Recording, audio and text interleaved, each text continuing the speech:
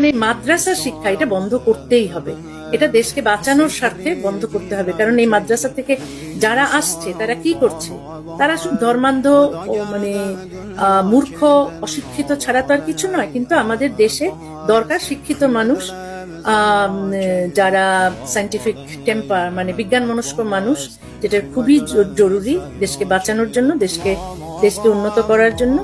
দেশকে শুধু তো অর্থনৈতিক উন্নতি করলেই তো দেশ উন্নত হয় না, এখানে নারীর অধিকার, মানবাধিকার, একই সঙ্গে সেকুলার শিক্ষা এবং বিজ্ঞান মনস্কতা এগুলোর খুবই প্রয়োজন।